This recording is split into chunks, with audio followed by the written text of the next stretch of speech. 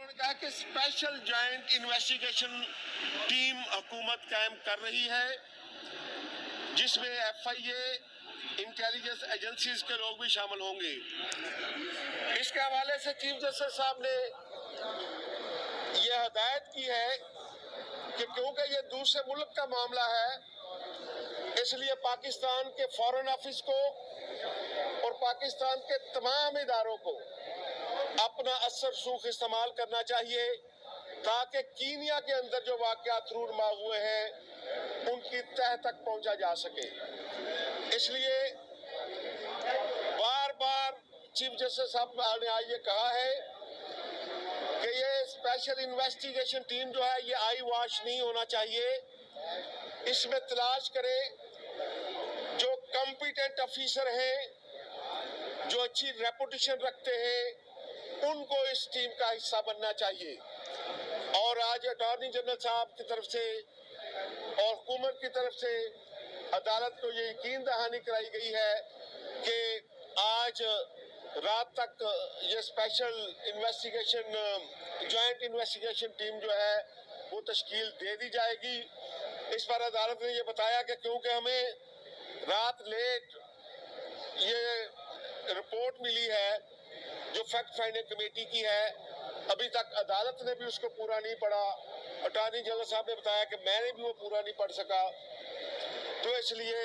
समाअत कल तक मुलतवी कर दी गई। अर्शद शरीफ की वालिदा ने भी कोई चलने में आया कोई? जी, मैंने भी ये बताया है कि उन्होंने एक बंद लिफाफे के अंदर चीफ जस्टिस साहब को एक दरख्वास्त पेश की है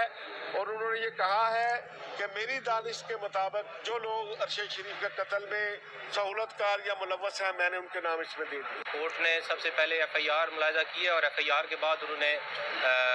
सेकेंडली इस बात को इंश्योर करने के लिए डायरेक्शन दी है फेडरल गवर्नमेंट को कि जो भी JIT बने उसमें ऐसे अफसरान का तकर्रर किया जाए जो किसी भी तरीके से भी कोई प्रेशर न लें और जो इन्वेस्टिगेशन है फेयर तरीके से हो और किसी किस्म की इसमें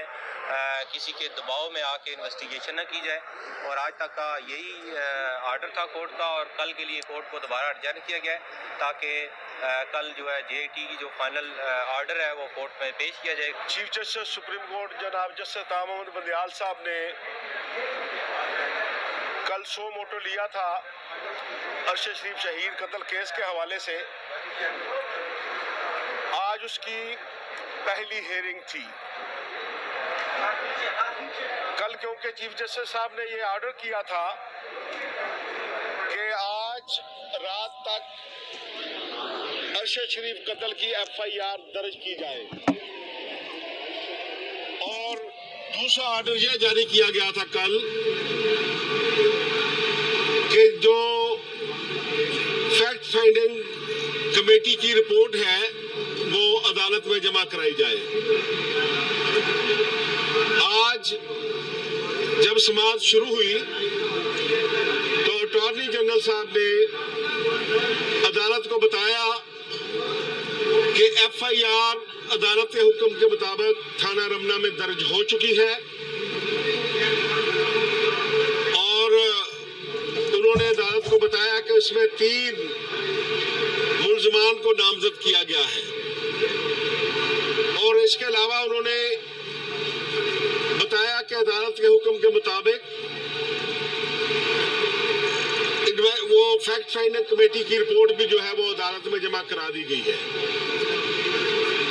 आज FIR के हवाले से जब बात हुई तो इस मौका पर रोस्टम पे अरशद शरीफ शहीद की वालिदा मोहतरमा को चीफ जस्टिस साहब ने बुलाया और उनसे पूछा कि आप क्या कहना चाहती है। तो उन्होंने कहा कि उन्होंने एक एप्लीकेशन बंद लिफाफे के अंदर चीफ जस्टिस साहब को पेश की है जिसमें उन्होंने ये कहा है कि मेरे बेटे अरशद शरीफ के कत्ल के हवाले से जिन लोगों को हम नामजद करना चाहते हैं उनके नाम मेरी इस दरख्वास्त में मौजूद है। तो इसलिए उनकी یہ خواہش تھی اور کل سے وہ کہہ رہی تھی کہ میری مدعیت میں اور میری درخواست پر FIR درج ہونی چاہیے. آج جب انہوں نے روسٹم پر آ کے بتایا تو انہوں نے یہ کہا کہ میرا بیٹا تو چلا گیا ہے لیکن میری یہ خواہش ہے کہ یہ عدالت ایسے اقدامات کرے کہ آج کے بعد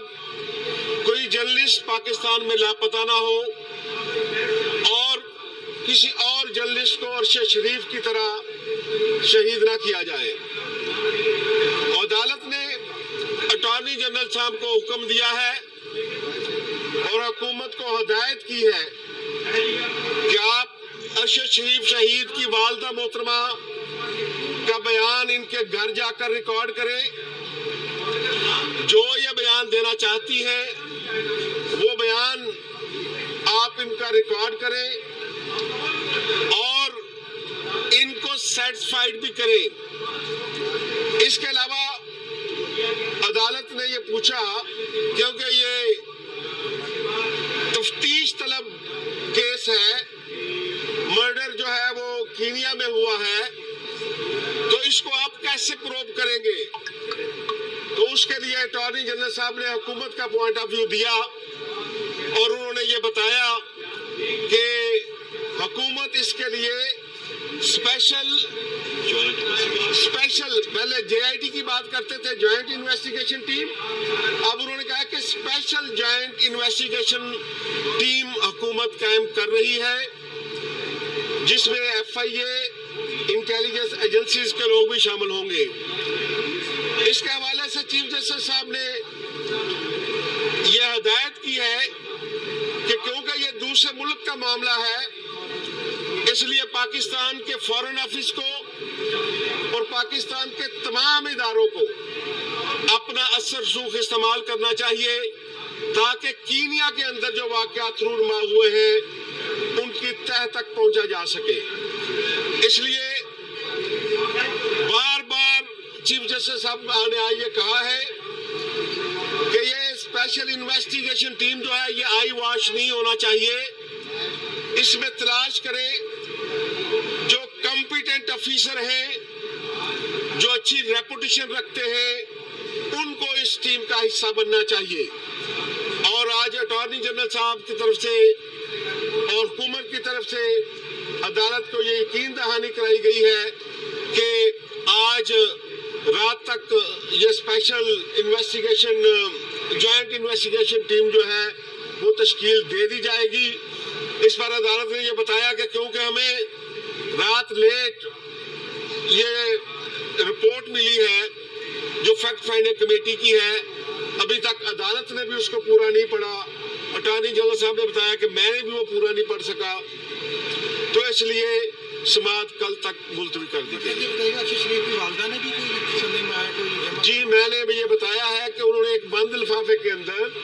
چیف جسٹس صاحب کو ایک درخواست پیش کی ہے اور انہوں نے یہ کہا ہے کہ میری دانش کے مطابق جو لوگ ارشد شریف کے قتل میں سہولت کار یا ملوث ہیں میں نے ان کے نام اس میں دے دی. کورٹ نے سب سے پہلے FIR ملاحظہ کیا اور FIR کے بعد انہوں نے سیکنڈلی اس بات کو انشور کرنے کے لیے ڈائریکشن دی ہے فیڈرل گورنمنٹ کو کہ جو بھی JIT بنے اس میں ایسے افسران کا تقرر کیا جائے جو کسی بھی طریقے سے بھی کوئی پریشر نہ لیں اور جو انویسٹیگیشن ہے فیئر طریقے سے ہو اور کسی قسم کی اس میں کسی کے دباؤ میں آ کے انویسٹیگیشن نہ کی جائے. اور آج تک کا یہی آرڈر تھا کورٹ کا اور کل کے لیے کورٹ کو دوبارہ ایڈجرن کیا گیا ہے تاکہ کل جو ہے JIT کی جو فائنل آرڈر ہے وہ کورٹ میں پیش کیا جائے. چیف جسٹس سپریم کورٹ جناب جسٹس طاہر محمد بندیال صاحب نے کل سو موٹو لیا تھا ارشد شریف شہید قتل کیس کے حوالے سے. آج اس کی پہلی ہیئرنگ تھی. کل کیونکہ چیف جسٹس صاحب نے یہ آرڈر کیا تھا کہ آج رات تک ارشد شریف قتل کی FIR درج کی جائے اور دوسرا آرڈر یہ جاری کیا گیا تھا کل کہ جو فیکٹ فائنڈنگ کمیٹی کی رپورٹ ہے